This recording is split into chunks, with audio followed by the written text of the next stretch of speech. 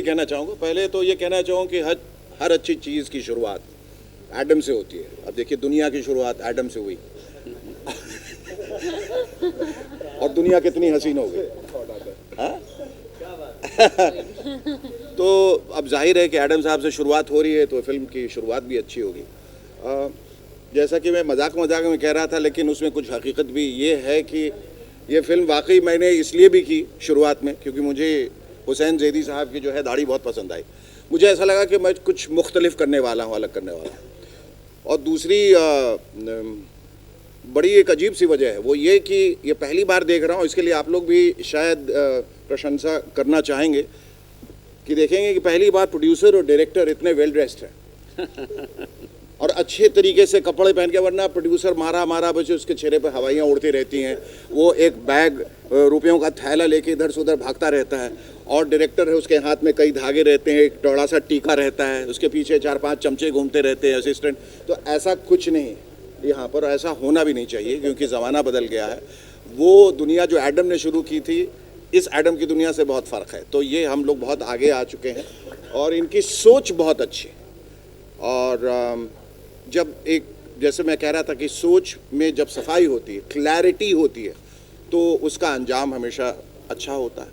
और जब इस सब्जेक्ट के साथ वो आए, हालांकि देखिए कि इस पे कई फिल्में बन चुकी हैं, बन रही हैं और बनते रहेंगी, क्योंकि अंडरवर्ल्ड अपने आप में एक इतना विस्तृत विषय है, इतना वास्ट है ये सब्जेक्ट, और इसमें इतने कैरेक्टर्स हैं, इतने किरदार हैं, उनके बारे में आप जितना कहें, जितने तरीक़े से कहें वो कम है। तो उनमें से बड़े अजीब से भी कैरेक्टर हुए हैं, कुछ बदमाश लोग जो दिल के अच्छे रहे हैं। और मुझे ऐसा लगता है कि जो भी नकारात्मकता है या नेगेटिविटी है या स्टेट ऑफ विलनी है, जो विलन होते हैं उनको विलन दिखना ज़रूरी नहीं होता है कि कोई villainy is a state of mind. आदमी अंदर से बदमाश होता है या उसकी हैवानियत अंदर रहती है, उसके चेहरे से कोई लेना देना नहीं है। हालांकि ये भी सच है कि कुछ दिनों के बाद वो हैवानियत जो है वो धीरे धीरे करके शक्ल पे भी उभरने लगती है। लेकिन बहुत सारे अंडरवर्ल्ड को आप देखेंगे, बोलेंगे इतना हैंडसम आदमी और इतना खूबसूरत आदमी ये सब करता है। बहरहाल इसमें कैरेक्टर्स बहुत अलग अलग हैं, जुदा हैं एक दूसरे से। और मेरे लिए एक्साइटमेंट की बात यह है कि एडम ने ये सोचा कि वो इंग्लैंड में भी फिल्म बना सकते थे और वहाँ के लोकल टैलेंट के साथ ही फिल्म बना सकते थे। तो ये जो उन्होंने ये सोचा कि हम अपने वतन आके अपने लोगों के साथ बनाएं, तो ये एक काबिल तारीफ़ ये बात है और इस बात के लिए हम उनका एहतराम करते हैं। और ये कि उन्होंने मुझे चुना या अध्ययन को चुना, उसके लिए हम उनका शुक्रिया अदा करना चाहते हैं। हालांकि ये भी मैं कह रहा था कि वी आर कंपेटिटर्स, घर से बाहर हम लोग एक्टर्स हैं और हमारा रिलेशनशिप यही होता है कि हम स्टूडियो में जब आते हैं या बाहर कहीं भी कैमरा के सामने आते हैं तो हम सिर्फ किरदार हैं। तो मैं उम्मीद करता हूं कि ये किंग्स ऑफ माफिया जिस ख्वाब को लेकर हम आगे निकले हैं, जिस विषय को लेकर हम आगे निकले हों, जैसा कि मैं बता रहा था कि मनीष के दिमाग में बहुत ज़्यादा क्लैरिटी है। वो न सिर्फ धारा प्रवाह वो बोल भी सकते हैं, वो सोचते भी वैसा है। तो ये काबिलियत बहुत कम लोगों में होती है। कुछ लोग सोच लेते हैं, बता नहीं सकते, जता नहीं सकते, अटक जाते हैं और कंफ्यूज कर देते हैं और ख़ुद भी कंफ्यूज हो जाते हैं। लेकिन मनीष के साथ बड़ी क्लैरिटी थी। आए उन्होंने हर कैरेक्टर, ना सिर्फ, अच्छा अक्सर ऐसा होता है कि डायरेक्टर आता है तो वो सबसे ज़्यादा इम्पोर्टेंस आपको ही देगा और इस तरह से बताएगा कि फिल्म आप ही के लिए बन रही है, जबकि पर्दे में आप बिल्कुल नहीं दिखाई दे। पता चलता 2 सीन है उसमें। अब पता चला 2 सीन है और आधे सीन वैसे कट गए और आधे सीन हीरो ने कटवा दिया, तो वो कुछ आप दिखाई नहीं देते। इन्होंने जो कहानी सुनाई उसमें मैं इंतज़ार करता रहा कि मैं कब आऊँगा, लेकिन जब वो वहाँ तक पहुँचे और वहाँ से सिलसिला आगे बढ़ा तो मुझे लगा कि नहीं, ये बहुत ही खूबसूरत एक किरदार है और उसमें नया किया जा सकता है। देखिए, अभिनेता हमेशा एक नया किरदार ढूंढता रहता है, एक नई शख्सियत ढूंढता रहता है, एक नई पहचान ढूंढता रहता है कि इसमें मेरा जो हुनर है वो मैं उस हुनर को किस तरह से दिखा पाऊँ, अपने क्राफ्ट को कितना और मजबूत कर सकूँ। तो मुझे ऐसा लगा ये किरदार जो है हुसैन ज़ैदी का, ये मैंने पहले अदा नहीं किया है और वो जो आप दिखते हैं या जिसके लिए जाने जाते हैं वो करना तो बहुत ही आसान होता है। जो उम्मीद न हो जनता को, दर्शकों को, वो आप कर गुजरे हैं तो सारे ब्राउनी पॉइंट्स जो हैं वो आपके हिस्से में आते हैं। तो मैं ऐसा करता हूं कि ये जो कॉम्बिनेशन बना है ना, ये ऐसे ही नहीं बनता है, ये सितारे ऊपर वाले बनाते हैं। ये जो अलाइनमेंट है, अलाइनमेंट ऑफ स्टार, जो कौन आएगा, कौन करेगा, कौन किरदार होगा, कौन डायरेक्टर होगा, कौन प्रोड्यूसर होगा, ये सब ऊपर वाला तय करता हो, किसी मकसद से ही किया होगा। तो अब I am keeping my fingers crossed, और मैं उम्मीद करता हूँ कि हम तमाम लोग जब मिल के काम करेंगे तो हम लोग उस कसौटी पे खरे उतरेंगे जिसको लेकर मनीष आगे बढ़े हैं, एडम आगे बढ़े हैं। हम सब मिल के पूरी शिद्दत से, पूरी मेहनत से आगे बढ़ने वाले हैं। अध्ययन और मैं, ये तीसरा प्रोजेक्ट है जो हम लोग साथ करने वाले हैं। एक हार्टलेस जो मैंने डायरेक्ट की थी, एक बहुत बड़ी फिल्म जो हम लोग इस वक्त कर रहे हैं, एक बहुत बड़े डायरेक्टर के साथ जो भारतवर्ष के शायद सबसे अहम और सबसे बड़े डायरेक्टर हैं, उनके साथ कर रहे हैं, जिनके बारे में हम लोगों ने शूटिंग शुरू कर दी, लेकिन उसके बारे में अभी बोलना उचित नहीं हो क्योंकि हम लोगों को वहाँ से निर्देश नहीं मिले अभी। बहरहाल मुझे ऐसा लगता है कि एक अच्छा काम जो है दूसरे काम से अपने आप अच्छे काम से जुड़ जाता है, स्पिल ओवर हो जाता है। तो हम जहाँ जो भी कर रहे हैं, जो भी सीख रहे हैं, वो सब का समावेश जो है इसमें दिखाई देने वाला है।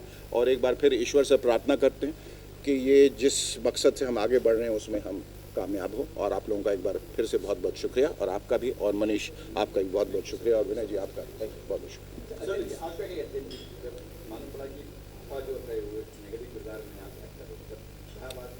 बाप हमेशा नेगेटिव ही रहता है। आई थिंक सर, नेगेटिव हो या पॉजिटिव हो, आई थिंक जैसे यहाँ पे सबका सपना रहा है उनके साथ काम करने का, मेरा भी रहा है हमेशा। और हार्टलेस में ही प्लेड माय फ्रेंड, और जब मनीष भाई ये स्क्रिप्ट लेकर आए मेरे पास तो बहुत धीरे से इन्होंने मुझे बात की। अच्छा, मैं क्या सोच रहा था कि ठीक है, शेखर जी को ला सकते हैं क्या इसमें? तो मैंने बोला भाई वो एक इंडिविजुअल एक्टर है, और जब तक उनको स्क्रिप्ट और अपना रोल पसंद नहीं आएगा तब तक बेटा भी कुछ नहीं कर सकता घर पर, और that's how we keep it usually. फिर उनकी नरेशन इनके साथ हुई, इन्हें रोल बहुत पसंद आया। ना आई थैंक मनीष भाई ऑफ कोर्स कि उन्होंने एक क्लीशे कैरेक्टर हम दोनों को नहीं दिया, जहाँ पे वो बाप और मैं बेटा हूँ। आई नो, यू नो, उनका बस चले तो मुझे बाप बना दे, इनको बेटा बना दे, जैसे ही लगते हैं आजकल। But thank you sir for doing that. और एक्टर्स के लिए वो भी गलत नहीं है करना। पापा में तो वही हुआ था। बिल्कुल। मेरा सवाल ये है, एशिया चैप्टर 1 है, एशिया बहुत बड़ी कंट्री है जी। आपको किस कंट्री का माफिया बनाया गया? सर किस कंट्री का माफिया बनाया? सीरिया। सीरिया का माफिया बनाया गया। जिमी डिसूजा का किरदार प्ले कर रहा हूँ मैं। अभी ज़्यादा हम लोग नहीं कह सकते। मैंने सीरिया में आप जैसे जानते हैं कि एक सिविल अनरेस्ट बहुत दिनों से चल रहा है, और एक रिपब्लिकन स्टेट होने के बाद वो अभी एक मिलिट्री डिक्टेटरशिप की तरफ बढ़ चुका है। और जो सामाजिक हालात हैं वहाँ, जो राजनीतिक हालात हैं, उसमें बहुत सारे ऐसे किरदार जो हैं वो उभर के आए हैं। उनमें से ये ऐसे दो हैं जो ऐसे माहौल का फ़ायदा लेके अपने मकसद के लिए काम करते हैं। तो मेरे ख्याल से पृष्ठभूमि जब इतनी खूबसूरत हो जाती है, जहाँ पहले इस तरह का बैकग्राउंड नहीं दिखा है, तो कैरेक्टर्स भी बहुत ज़्यादा सजीव हो जाएंगे और थोड़े अलग होंगे जो किरदार अभी तक आप देखते आए हैं पर्दे पर।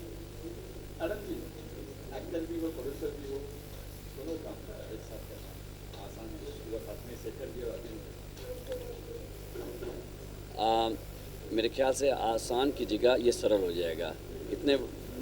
इतने बड़े स्टार हैं। अभी इन्होंने एक बात कही, मैंने शायद इनको नहीं मालूम, मैं बताऊंगा कि जो हार्टलेस की बात की, जहाँ पे प्रोड्यूस हुआ था, मैं वहाँ किसी सॉन्ग के लिए गया था, उन्होंने इनवाइट किया था। मैंने अध्ययन जी इनको देखा उस पोस्टर पे, और मैंने इनके साथ बताया भी कि मैं उनसे मिला था, और उस समय मुझे नहीं मालूम था। I am hiring both of, we are sorry not hiring, I am going to work with this 2 stars. Adhyayan ji के लिए जब इन्होंने स्टोरी सुनाई, मैंने कहा कि ये स्टोरी में मेरे को मतलब टिपिकल बॉलीवुड लुक नहीं चाहिए। I want to make it something look like a Hollywood style. We want to make it very like a dark in a very Hollywood style, but Indians. उसमें अगर जब इन्होंने मुझे बताया इनके बारे में, अदनान जी के बारे में, मैंने सॉरी अध्ययन सो सॉरी, इनका नाम का उच्चारण करते रहते दुनिया परेशान है। और मैंने जानबूझ के ऐसा नाम रखा था ताकि पता चल जाए कि लोग पढ़े लिखे कितने। सॉरी, मैं पढ़ा लिखा नहीं। चलिए, शेखर जी ने बता दिया। सो अध्ययन जी ने को जब मैंने देखा तो ऑब्वियसली दोनों, मैंने अध्ययन जी को बोला था मेरी जो वाइफ है वो वेरी फ़ैन है इनकी, और मुझे हरदम म्यूज़िक, जब मैं कभी गुस्सा होता हूँ तो आपने तो कहा था कि वो मेरी फ़ैन है। एक अच्छे प्रोड्यूसर की यही निशानी होती है, हर जगह जाके एक ही बात करते हैं। तो जब इन्होंने बोला, मैंने कहा मुझे एक ऐसा ही लुक चाहिए था जो look like a very educated and Hollywood style. मुझे जब उन्होंने बताया कि शेखर जी आ रहे हैं तो आई वॉज रियली एक्साइटेड। पर सबसे ज़्यादा मुझे अच्छा लगा जब ये फ़ोटोशूट कर रहे थे, आई कुडंट बिलीव इट। जो देखिए, मैं पुलिस फोर्स में काम किया है, मैंने लोगों को देखा है, मैं क्रिमिनल के साथ बैठा हूँ और इन्होंने जो बात बोली एग्जैक्टली वही मैंने अभी आप क्रिमिनल के साथ ही बैठे हैं मतलब किरदार। इन्होंने ये कहा कि जब आप एक्टर मतलब ये नहीं होता है, मतलब कैरेक्टर मतलब ये नहीं होता है कि आप एंग्री मैन हो। हाँ, बिल्कुल। और इन्होंने जो स्माइल दी उसमें, मुझे कुछ कोरिलेट नहीं करूँगा, बता नहीं सकता, मेरे को अलाउ नहीं है, वो कोरिलेट इनसे हुआ बहुत ही ज़्यादा कि यस, मतलब कि दुनिया में आप बुरा काम करने वाला हरदम गुस्से में नहीं होता है। हाँ, वही सही है। मेरे को उसमें पोस्टर में गुस्से में बहुत डाल दिया इन्होंने। अब चलिए, मैंने कहा चलो मैं गुस्सा हो जाता हूँ, पर इन्होंने भाई डायरेक्टर साहब वो जो कहेंगे वही करेंगे। तो वैसे फोटोशूट 2 घंटे लेट हुआ था, बस वही एक्सप्रेशन लाना था। वो तो मनीष जी को भी बहुत थैंक यू कहूँगा, और मैं स्टार के साथ बैठा हुआ हूँ, मुझे उसके लिए भी, और उन्होंने मैम के बारे में बताया, उनका प्रोफाइल दिया और इनकी चॉइस थी। उन्होंने कहा, मैंने कहा ठीक है, जो लीड है उसकी चॉइस पहली मानी जाती है। तो ऐसे ना बोले सर। गलत बातें बाहर आएंगी सर। सॉरी, है नहीं सर। हाँ, बातें और चले जाएंगी। अरे सो सॉरी, मैं नहीं, मीडिया से मुझे इसका नहीं, आप वेरी क्लियर, मैंने जो बोल दी। यस सर, एडम सर जो कि दूसरी कंट्री में रहते हैं और इस कंट्री ने हमारे देश में एक समय उन्होंने उनको भगाया, खदेड़ा, ऐसे उस कंट्री में रहते हैं हमारे भाई। तो कहने का मतलब ये है कि उनको जो वो कहते हैं वो एक्चुअली कहने का मतलब वो नहीं होता है। कहने का मतलब ये है कि डेफिनेटली एक अच्छी एक्ट्रेस है, अमेजिंग है, और मुझे जब उनका नाम रिकमेंड किया गया एज एन एक्ट्रेस, तो मैं पहले मैंने उनको समझा, जाना, कहानी सुनाई। जब मुझे लगा कि नहीं किरदार में मेरे फिट है, तो मैंने सर को कहा, एडम सर को, कि सर भाई को आप इस कहानी से ले सकते हैं, और बाकी उन्होंने ये निर्णय लिया कि उसको फिल्म में लिया जाए। एक चीज़ जो मैं भूल गया, हमारे इस सीरीज़ के राइटर हमारे विजय शर्मा जी, मैं उनके साथ पिछले 10-12 साल से काम करने की कोशिश कर रहा हूँ, लेकिन अनफॉर्चुनेट हम साथ में काम नहीं कर पाए। लेकिन ये अभी ये इत्तेफाक मिला है कि उनके साथ ये काम करने का अवसर हमें मिला है, तो मैं बड़ा आपका शुक्रगुजार हूँ उनका। Thank you sir. फिर से एक अच्छी कहानी लिखी, इस पर हम साथ बहुत सारी लिखी है मैंने, आप बहुत सारी बना रहे हैं। और बाकी जी, कब फ्लोर पे जा रही है, क्या प्लान जी? ये मार्च में हम फ्लोर पे जा रहे हैं। शूटिंग इसकी अबू धाबी, जॉर्जिया और बहुत सारे लोकेशन में हम करने वाले हैं, और बाकी तैयारी चल रही है, प्रोडक्शन में थोड़ा टाइम लगेगा। चैप्टर 1 जी, चैप्टर क्या? चैप्टर 1 इसीलिए क्योंकि ये एशिया भर के जितने भी एशिया की कहानी, बेसिकली एशिया के अंदर जो माफिया की कहानी है, और ये स्पेशली सीरियल माफिया जो आपको अभी शेखर सर ने बताया, जो हालात हैं वहाँ के, उसी बीच से हमारे जो राइटर महोदय हैं उन्होंने एक कहानी निकाली, और उस कहानी के हिसाब से उन्होंने एक अच्छी स्क्रिप्ट लिखी, जो सुनाने का सौभाग्य मुझे मिला। हालांकि ये कलम उनका है, मुख मेरे हैं सुनाने का, और वैसे ही वो जैसा उन्होंने लिखा है वैसे ही मैं उसका निर्देशन करने की कोशिश करूँगा और आपके सामने। चैप्टर कितने होंगे जी? चैप्टर कितने होंगे? बस ये 100 एपिसोड्स हैं, 100 चैप्टर, इसके 100 एपिसोड होंगे, चैप्टर इसके 10 होंगे। सर, मैं आपको बधाई दूंगा क्योंकि मुझे जो दिख रहा है कि वो माफिया, मुझे कलर कॉम्बिनेशन अलग लगा, बहुत अच्छा है, लुक अच्छे हैं। अब फिल्म जब जारी बन रही है तो माफिया अलग अलग है, लैंग्वेज को लेके किस तरह, क्योंकि अलग अलग जैसे माफिया है, लैंग्वेज अलग होगी। जी, अच्छा सवाल आपका। बिल्कुल बिल्कुल। लैंग्वेजेस जो इसके हैं, ये लैंग्वेजेस हम जिस जगह के लिए बना रहे हैं, हमारा बेसिक लैंग्वेज हमारा हिंदी है, जिस भाषा में, जो कि इसलिए बॉलीवुड से कास्टिंग हुई है, लेकिन सारे किरदार जिस जगह के किरदार को प्ले कर रहे हैं वहाँ की लैंग्वेज भी इस्तेमाल करें, तो उसके लिए काफ़ी थोड़ा मेहनत और सब चीज़ें। सॉरी, मैं इसमें just want to say add, sorry, I want to add little bit in this. ये जो बोल रहे हैं, आप जब हॉलीवुड की मूवी देखते हैं, वो जो हिंदी में डब होती है, तो आप उसमें वो देखते हैं ना, आपकी लैंग्वेज है, तो डजेंट मैटर, कैरेक्टर को हमें प्रेजेंट करना है ना, वो कहीं से किसी कंट्री का भी हो। तो ये एक ब्रेक करना चाहते हैं जो लोग सोचते हैं कि नहीं, मैं मोरक्को जब मैं गया था, वहाँ देखा वो सास भी बहू देख रहे थे जैसे, पर पूरी अपनी लैंग्वेज में। हाँ, तो ये लैंग्वेज ये है कि आप जो प्रेजेंट कर रहे हैं वो इम्पोर्टेंट है, नॉट लैंग्वेज। तो उसी लैंग्वेज बोलेंगे, हिंदी में बोलेंगे, और इंग्लिश में बोलेंगे पर लोकल टैलेंट यूज़ करेंगे, उनका लोकल होगा। अब जैसे पर पहरावा और दिखने में हम कोशिश करेंगे कि उनकी तरह दिखें या वो वेशभूषा हम अपना सकें जो वहाँ पहनी जाती है। और मुझे ऐसा लगता है कि भाषा पे भी थोड़ा हम काम करेंगे, थोड़ा हाँ करना ही है उस पर, और उसको एक अलग पहचान देने की ज़रूर कोशिश करेंगे। पर इतना भी नहीं कि वो बस हिंदी फिल्म ही नहीं लगे, फिर कुछ और लगने लगे और उसको वापस हिंदी में डब करके लोग देखें।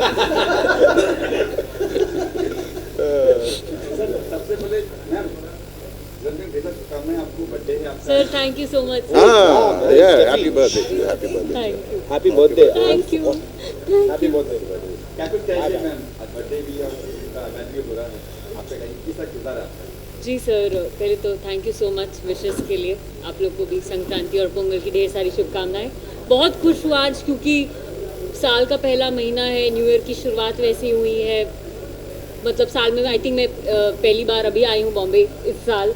सो वेरी एक्साइटेड क्योंकि ये कैरेक्टर बहुत डिफरेंट है मेरे बाकी फिल्म से। मैंने बाकी जितने भी साउथ में फिल्म्स की हैं, ऐसा कैरेक्टर मैंने कभी प्ले नहीं किया है। मेरे मोस्ट ऑफ द कैरेक्टर्स हैं cute, Babli, girl next door. इसमें आप देख रहे हैं लुक से ही थोड़ा अलग, और क्योंकि किंग्स ऑफ माफिया है तो of course around mafia, gangster, इसी के आसपास स्टोरी है, कैरेक्टर्स हैं। तो मैं भी I am also playing one of them. अभी एग्जैक्टली क्या है वो मैं रिवील नहीं कर सकती हूँ, तो मनीष सर ही बताएंगे कि कितना बता सकते हैं। बट सर मैं बहुत एक्साइटेड हूँ क्योंकि ऑब्वियसली एज एन एक्टर जब आप कुछ अलग करते हैं तो आप एक्साइटेड होते हैं, खुश होते हैं, नर्वस होते हैं। तो मैं भी वैसा ही फील कर रही हूँ। आई होप कि I give justice to the character and nervous definitely हूँ क्योंकि I am sharing screen with such amazing great actors. तो बट भगवान जी please give your shakti, I do it. So जी सर। फिल्म जो है माफिया पे है, कई डायरेक्टर साहब से ऐसा कुछ डिस्कस हुआ कि आप इसमें स्टंट करने वाला फाइट सीन्स होने वाले इसमें?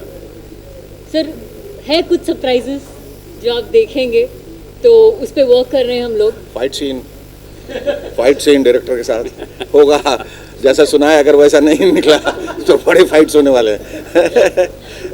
सर बट कुछ है सरप्राइजेस जिस पे हम लोग काम कर रहे हैं, तो आप लोगों को डेफिनेटली कुछ अलग देखने को मिलेगा, वो मैं बोल सकती हूँ।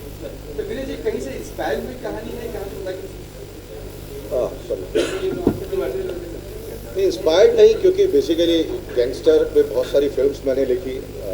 फर्स्ट फिल्म जिला गाजियाबाद लिखी, बहुत बड़ी फिल्म थी।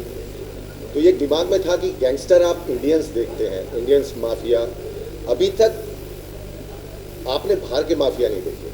वो एक अलग जॉनर है, अलग ऑरा है, आपको देख के मज़ा आएगा और आप सरप्राइज होंगे इसको देखने के बाद कि भाई हमने कुछ अलग देखा। बाकी तो शेखर सर ने आपको सारा बता ही दिया है। आप क्या कहेंगे, आपका किरदार आपका चलेगा, बोलिए आप। I think I really love the character, but a few things that they are changing, so इसके बारे में ज़्यादा नहीं कह सकते because अभी पहले कुछ different story थी, अभी they keep on changing the drafts, so I think they are still making changes. So इनके बाद बोलने के शब्द नहीं है क्योंकि मैंने कहा है because कि कहानी रिवील नहीं करनी। नहीं करनी है। so in short I can't reveal the story, so I had to just इसलिए मैंने सर पहले आपका नाम ले लिया, वो मनीष सर बताएंगे। Thank you. Thank you. Thank you.